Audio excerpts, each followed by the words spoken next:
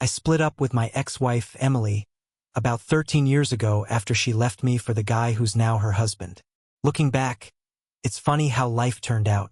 I kept moving forward while they ended up struggling just to keep up with the lifestyle they wanted. The divorce wasn't easy in the beginning. Like most people going through something like that, we had our share of problems. But eventually we worked everything out and settled into a custody arrangement for our 2 kids, Chloe and Ethan. Chloe's almost grown now, and Ethan is right in the middle of his teenage years. We share the kids 50-50, and honestly, it's worked pretty well over the years. Neither of us pays child support because the kids spend equal time with both parents, and we divide every expense right down the middle. School costs, doctor visits, sports, activities, whatever comes up, we each cover our half. That always seemed fair to me. One thing Emily never really knew, though, was that I'd been putting money aside for the kids since the day each of them was born. When Chloe came into the world, I opened a savings account in her name. When Ethan was born, I did exactly the same thing for him. Anytime I had a little extra money, it went straight into those accounts. I figured there was no guarantee life between Emily and me would always stay peaceful, so I wanted to make sure the kids would be taken care of no matter what happened. Then life threw me a curveball. About 8 years ago, I got injured on the job. It wasn't life-changing, but it was serious enough that I had to miss work for a while, and I ended up receiving a settlement. It wasn't some huge payday that made me rich, but it was enough to matter. The first thing that crossed my mind wasn't buying something for myself. It was Chloe and Ethan. So I took a good portion of that settlement and deposited it directly into their savings accounts. A few years later, something else unexpected happened. Around 4 years ago, an aunt of mine passed away. We weren't especially close, but apparently she thought a lot of me because she left me some money in her will. It wasn't an enormous inheritance, but it was enough to make a real difference. I wanted my kids to have choices when they became adults, whether that meant college or following another path. So, just like before, every bit of that money went into their accounts too. By that point, the savings had grown into something meaningful. Whether Chloe and Ethan decide to go to college or choose a different direction, they'll have opportunities available to them instead of starting with nothing. While all of this was happening, Emily had moved on with her life. She remarried a guy named Ryan. Ryan came into the marriage with his own family situation. He had a teenage stepdaughter from an earlier relationship, they were raising his nephew, and then he and Emily had 2 children together. Their house ended up packed with kids.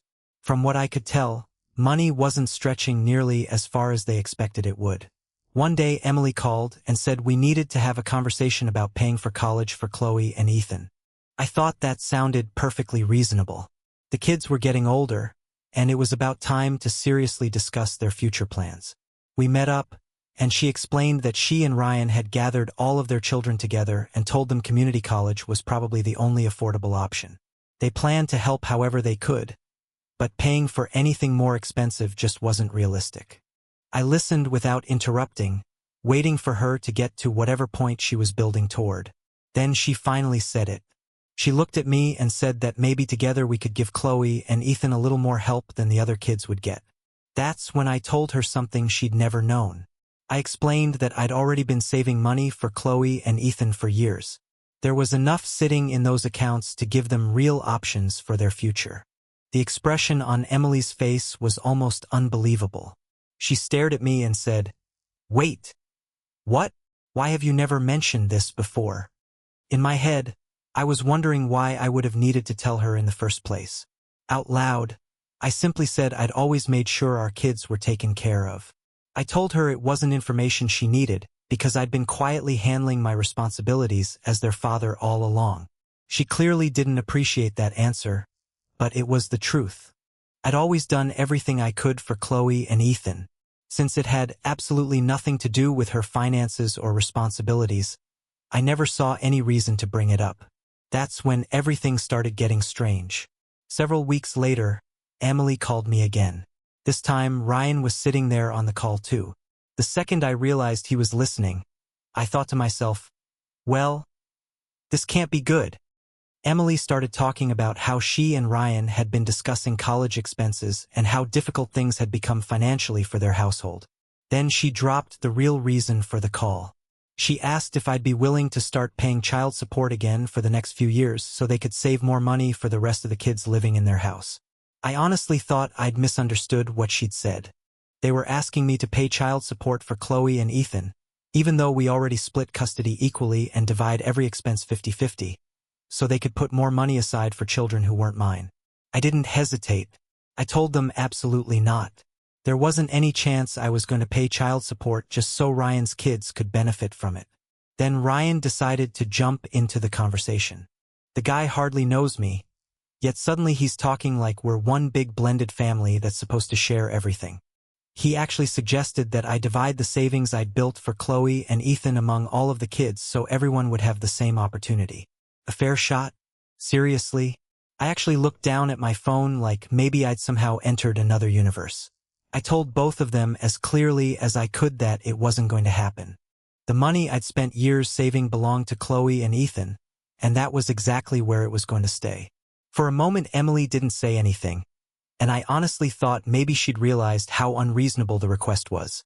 Instead, she started telling me I was being selfish and cruel, saying I was making life harder for their whole family and acting like helping them should have been an obvious decision. By then I'd completely run out of patience. I told her the only way I'd ever be financially responsible for everyone living under her roof would be if we'd stayed married. But we didn't. Our marriage ended years ago.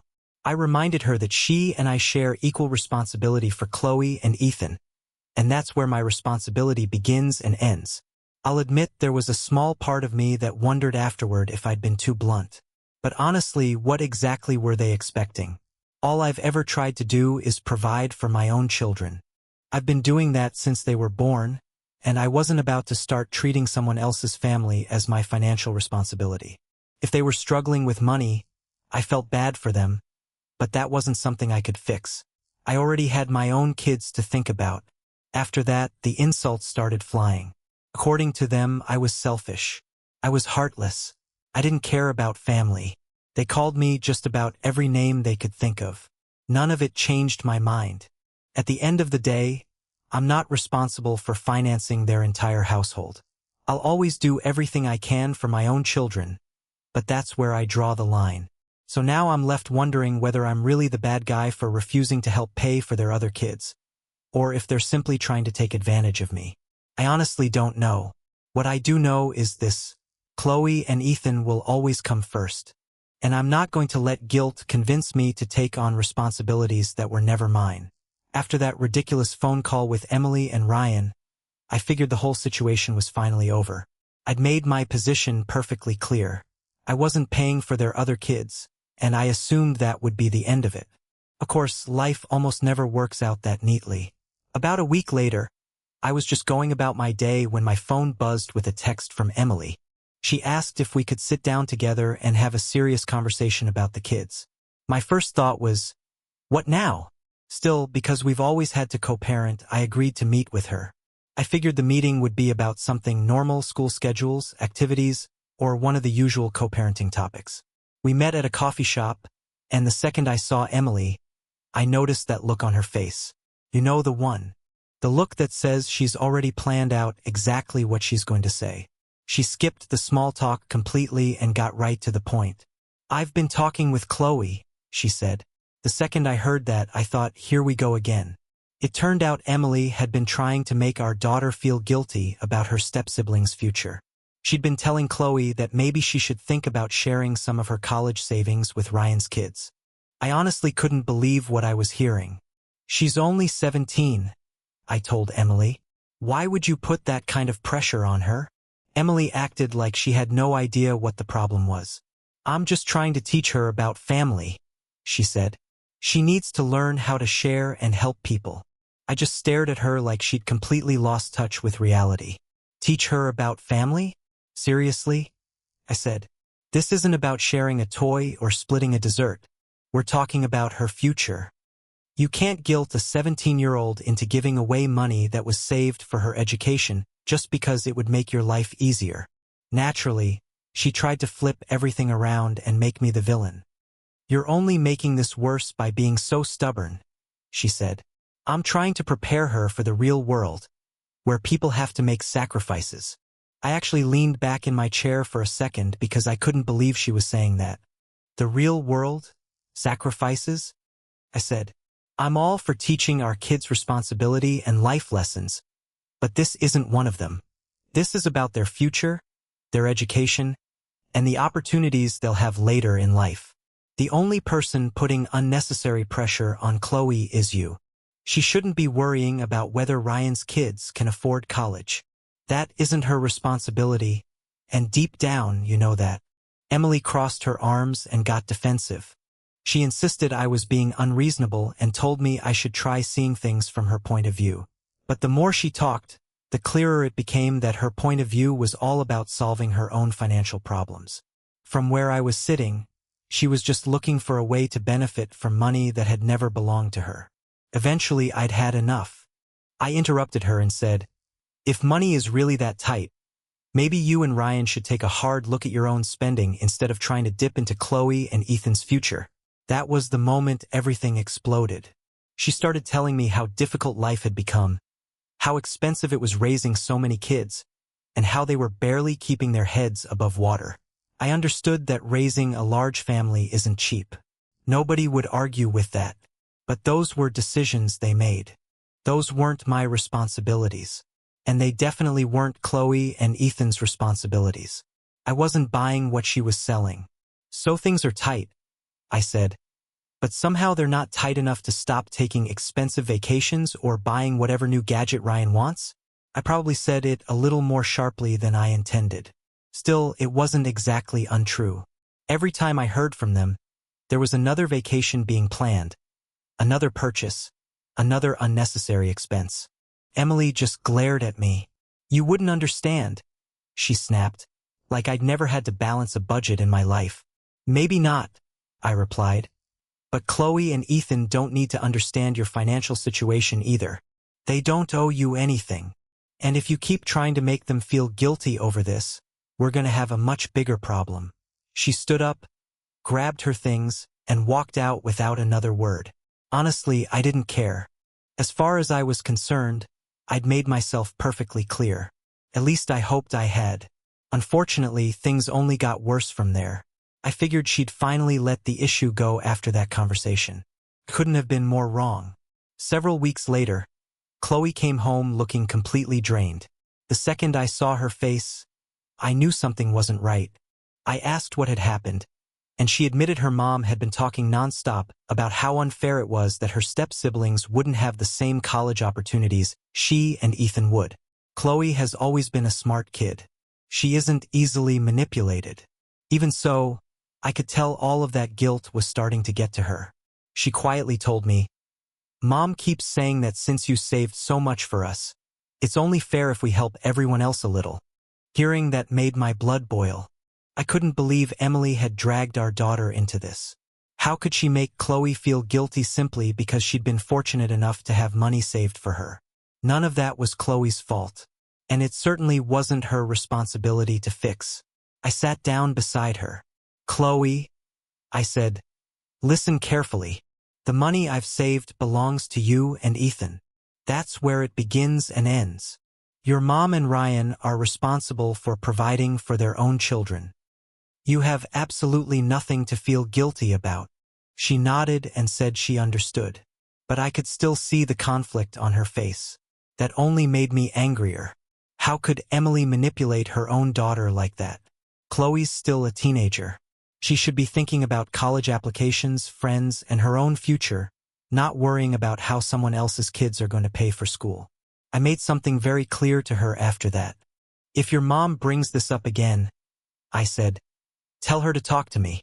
I don't want you carrying this burden. There is no reason for you to be involved." I wasn't about to let Emily unload her financial stress onto our daughter. Even so, I knew some damage had already been done. Chloe has always had a big heart. Sometimes it's almost too big. She wants everyone around her to be happy, and she's always willing to put other people first. Seeing her own mother take advantage of that hurt more than I can describe. That night, I finally texted Emily. I wasn't interested in being polite anymore. I told her to stop bringing the subject up with Chloe immediately. I also warned her that if she kept trying to pressure the kids, I'd seriously consider seeking full-time custody if that was what it took to protect them. After that conversation, I started saving every text message, documenting every incident, and keeping records of everything involving the kids. My lawyer advised me to keep detailed documentation in case custody ever became an issue. She never responded. Honestly, I didn't expect one. She knew I wasn't bluffing. Maybe what I said sounded harsh. Maybe it'll create even more tension between us later. I can live with that. I'll do whatever I have to do to keep Chloe and Ethan from getting pulled into problems that aren't theirs. This is about protecting their future.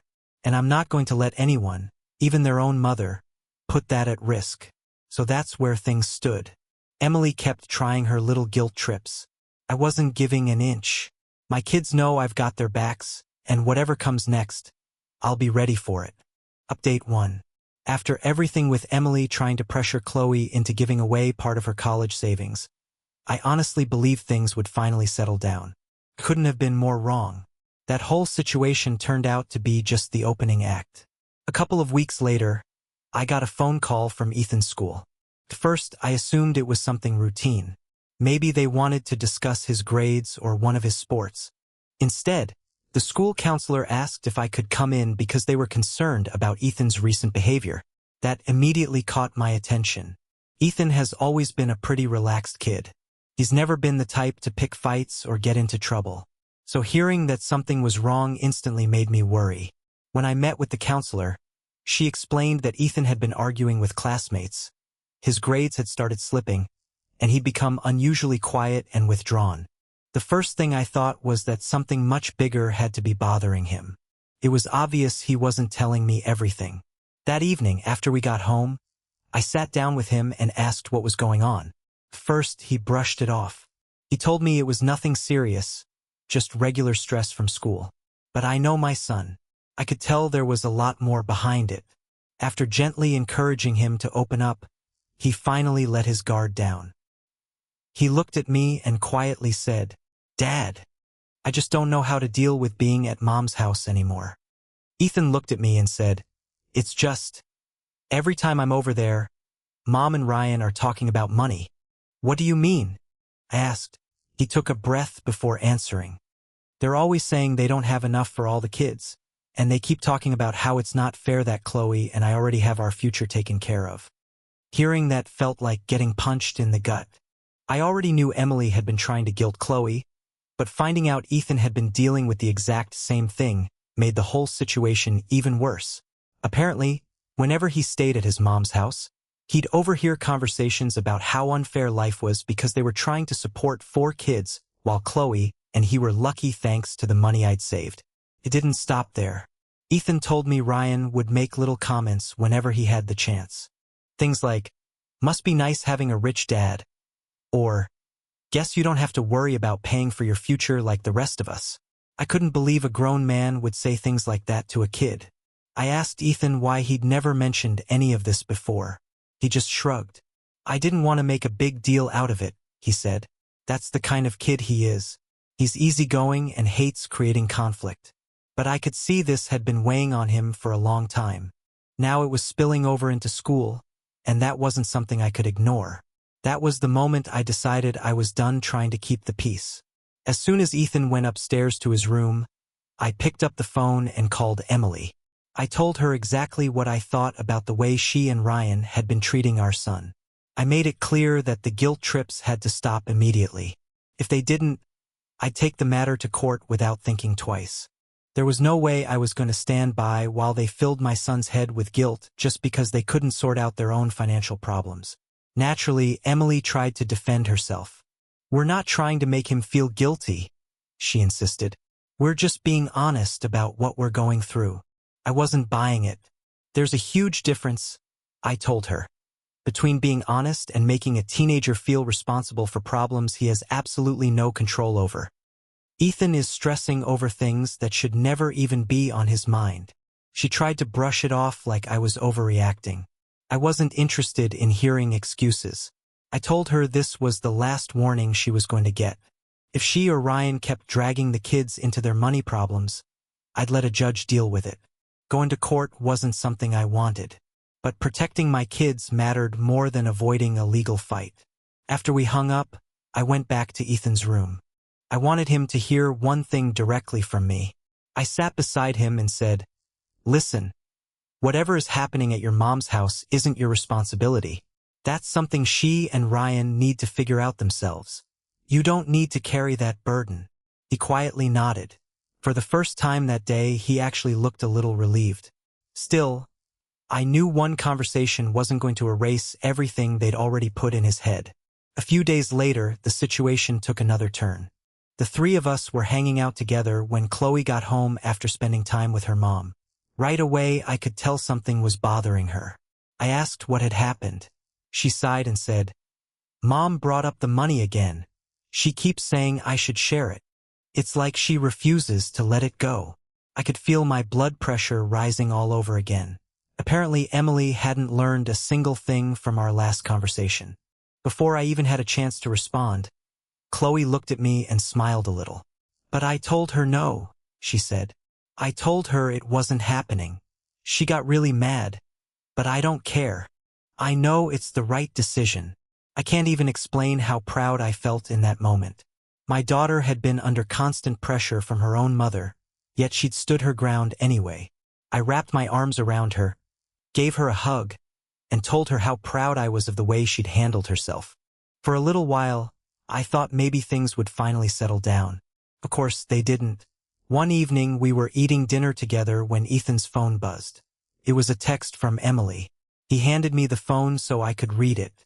She was asking him if he'd be willing to help pay for some of the younger kids' school expenses. I honestly couldn't believe what I was reading. She'd gone from trying to pressure the kids in person to asking my teenage son directly for money that wasn't even his responsibility. I picked up Ethan's phone and replied myself. "If you need to discuss money," I wrote, "talk to me. Leave Ethan out of it." She never answered. She didn't have to. I'd already made my position perfectly clear. The kids were never going to be the answer to her financial problems. Here's the way I see it. Being a parent is hard. Nobody ever said it wasn't. But children aren't supposed to clean up the messes adults create. Everything I'd saved was meant to give Chloe and Ethan a better future. I never imagined it would turn into some bizarre competition over who deserved the money more. At the end of the day, I know exactly who my kids are. They're kind, thoughtful people. They shouldn't have to deal with manipulation like this. My job as their father is to protect them from it. And that's exactly what I'm going to keep doing.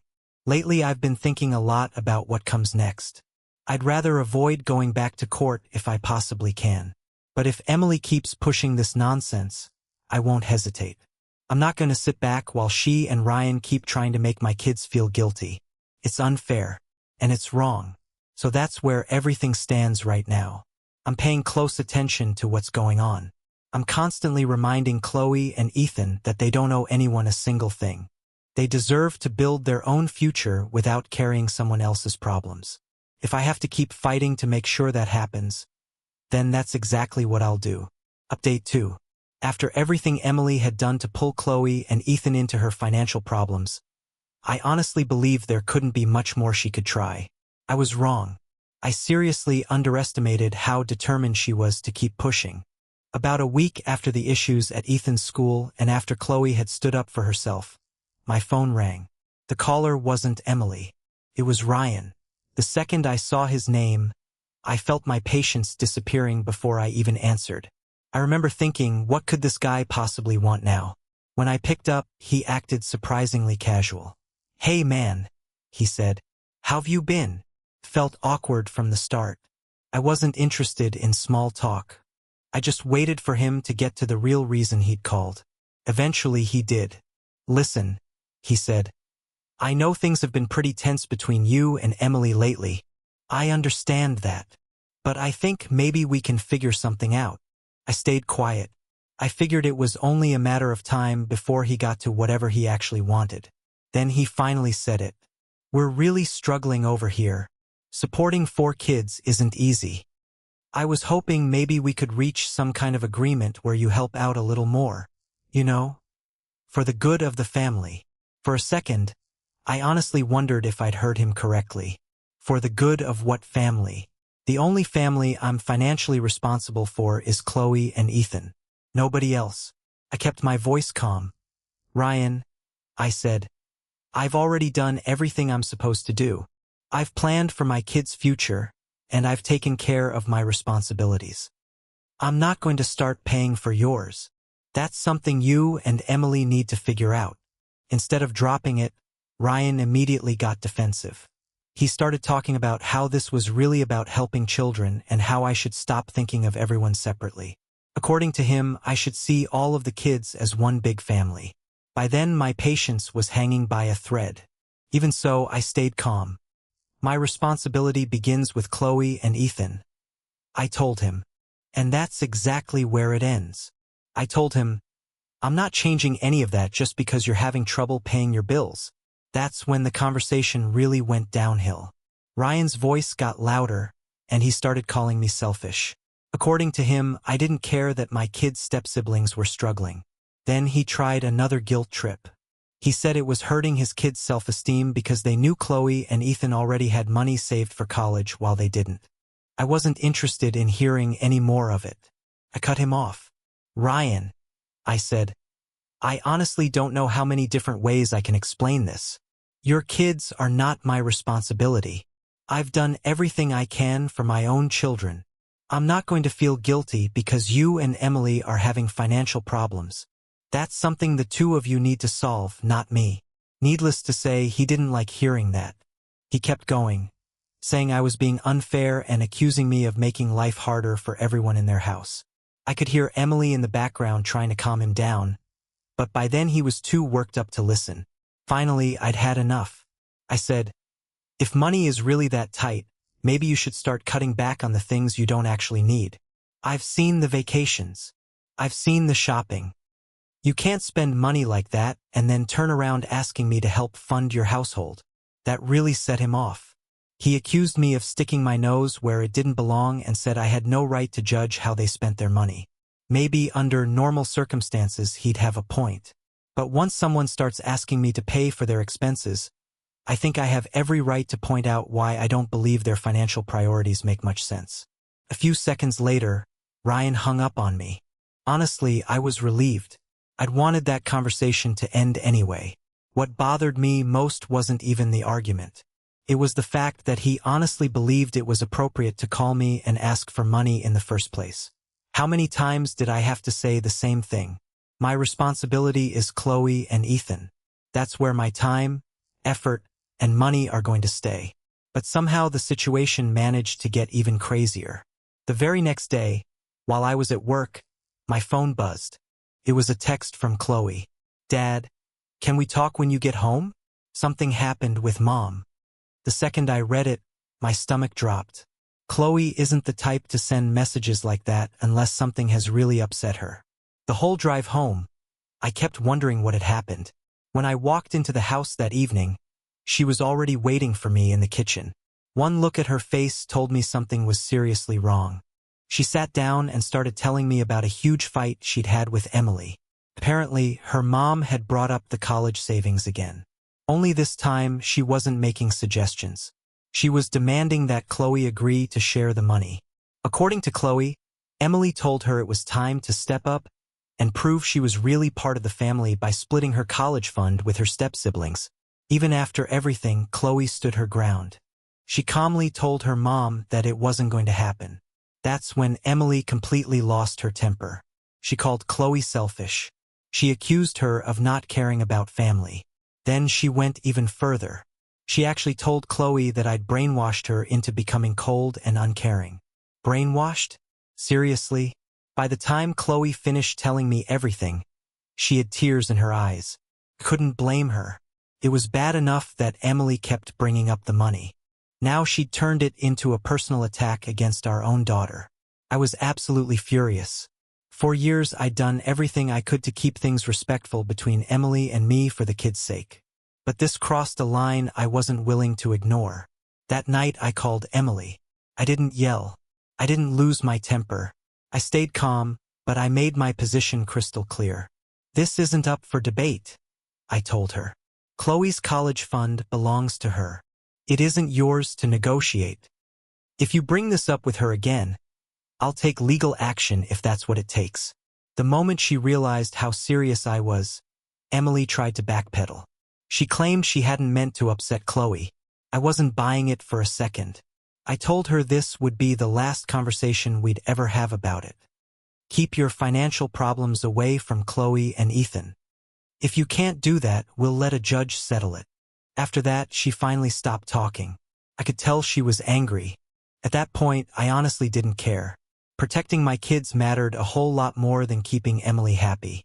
I wasn't going to let her manipulate them into believing they owed anyone their future. So yes, things were incredibly tense. But I'd reached my limit. I wasn't interested in playing nice anymore. Emily and Ryan would have to solve the problems they'd created themselves. My job was making sure Chloe and Ethan had the future I'd worked so hard to build for them. That's all that mattered to me. Update 3. This is where everything really blew up. After all the guilt trips aimed at Chloe and Ethan, and after Ryan actually called asking me to help support his household, I honestly believed the drama had finally run its course. Couldn't have been more wrong. A couple of weeks later, I received an email. It wasn't from Emily. It was from an attorney. Yeah. She'd hired a lawyer. My first reaction was, what now? I opened the email and right there was a formal legal notice. Emily was filing for child support. According to the paperwork, our 50-50 custody arrangement supposedly wasn't working anymore. She was claiming she had become the children's primary caregiver and that I should start paying child support to help cover their expenses. I just stared at the screen. I couldn't believe what I was reading. We'd been following the exact same custody schedule for years without any problems. Now, all of a sudden, she was acting like the arrangement no longer worked, and claiming she was the primary parent? That was ridiculous. I'd been present for everything. School meetings, parent-teacher conferences, doctor appointments, sporting events, every important moment in my kids' lives. Now she was trying to pretend none of that counted. I wasn't about to let that go unanswered. The first thing I did was call my lawyer. We went through the entire situation from beginning to end. I explained that we'd always shared custody equally, split the children's expenses down the middle, and that Chloe and Ethan spent the same amount of time with each of us. I also explained how I'd quietly spent years building savings for their future without ever asking Emily for anything in return. My lawyer looked everything over and told me it seemed pretty obvious what was happening. In his opinion, Emily was trying to use the legal system to squeeze more money out of me. Honestly, after everything that had already happened, that didn't surprise me one bit. But then I found out something that made the whole thing even more unbelievable. As part of her filing, Emily claimed that our custody arrangement had gradually shifted over the past year, and that Chloe and Ethan were spending significantly more time at her house than mine. She argued that she had become the children's primary caregiver and that I should therefore begin paying child support. None of that was true. We'd followed the exact same 50-50 schedule for years, and I had calendars, school records, and messages proving it. I just kept thinking, how does someone even come up with something like that? Thankfully, my lawyer wasn't impressed by any of it. We spent time putting together a solid response. He showed that I'd always met every obligation I had toward Chloe and Ethan. Then we added even more evidence. We also submitted years of financial records showing that I'd consistently paid my share of every expense and had always fulfilled my responsibilities as a parent. The college savings simply reinforced that I had been planning for my children's future all along. Before long, the court date was scheduled. The hearing itself lasted only a few hours, but the judge didn't issue a decision that day. We had to wait several weeks before receiving the written ruling. Honestly, I was ready. I'd spent years dealing with one argument after another. If Emily wanted to settle this in front of a judge, then so be it.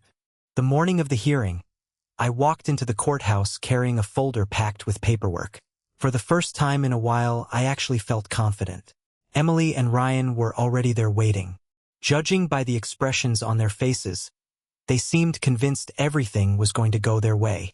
Looking back, it's almost funny. They had no idea how the hearing was about to unfold. Once everything began, Emily's attorney stood up first. He talked at length about how unfair the situation supposedly was. According to him, Emily and Ryan were struggling financially while I was sitting on money that could supposedly help everyone. He kept emphasizing how difficult it was for them to support 4 children and argued that I should be ordered to pay child support to make things more equal. I just sat there listening, shaking my head. When it was finally our turn, my lawyer methodically picked apart every part of their argument. He reminded the court that our 50-50 custody arrangement had been working successfully for years.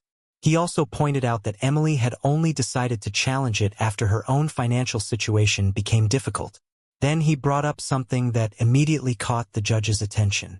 He explained how Emily and Ryan had repeatedly pressured Chloe and Ethan to give up part of their college savings for the other children. The courtroom suddenly got a lot quieter. After that, my lawyer presented all of our evidence. The evidence supporting our custody arrangement and my involvement in the children's lives. He demonstrated how actively I'd always participated in raising Chloe and Ethan and argued that this case had nothing to do with the children's well-being. It was simply an attempt to obtain additional money. The judge listened carefully to everything. When the presentations were finished, he turned toward Emily's attorney. The look on Emily's face right then was something I'll probably never forget.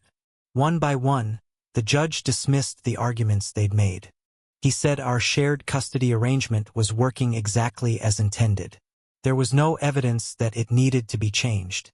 He also made something else perfectly clear. My legal responsibility was to support Chloe and Ethan. It did not extend to solving Emily and Ryan's financial problems or helping raise their other children. When the judge ruled in my favor, I could immediately see the frustration on Emily's face. She didn't say a single word to me. She didn't have to. Her expression said everything. Ryan looked just as angry. The two of them gathered their things and walked out of the courtroom without saying anything else. It looked like they simply couldn't believe they'd lost. As for me, I felt an enormous weight come off my shoulders. This had never been about getting revenge or trying to embarrass anyone. I was simply tired of being pulled into problems that weren't mine. More than anything, I was grateful the judge looked at the facts instead of the emotions. The decision protected what mattered most: Chloe, Ethan, and the future I'd worked so hard to build for them. The surprising part came afterward. Once the case was over, everything suddenly went quiet. The guilt trip stopped. The requests for money disappeared. Nobody was asking the kids to share their savings anymore. It was almost like Emily and Ryan had finally accepted that I wasn't going to give in, no matter how much pressure they applied. Honestly, that was all I'd wanted from the very beginning. I never wanted a fight. I just wanted them to leave us alone so I could focus on raising my kids without constant drama. That's pretty much where things stand today. My attention is exactly where it's always been. Making sure Chloe and Ethan have every opportunity one can give them. I'm no longer letting Emily and Ryan's financial problems become my concern. The court process was stressful, and I'd be lying if I said I enjoyed any of it. But in the end, I'm glad it's behind us. For the first time in a long while, it finally feels like we can move forward without wondering what they'll try next. The best part is seeing how well the kids are doing now. Chloe has her sights set on college and is excited about the future she's building. Ethan has settled back into school, and now that all the pressure has eased up, he's doing much better. As for me, I'm just focused on being the best father I can be. At the end of the day, that's what all of this was really about. I wanted to protect my children's future, and I know I did everything I possibly could. So that's where this story ends, for now anyway. Life always has a way of throwing new challenges at you, and I'm sure there will be more waiting somewhere down the road. But after everything we've already made it through together, I honestly believe we'll be able to handle whatever comes next.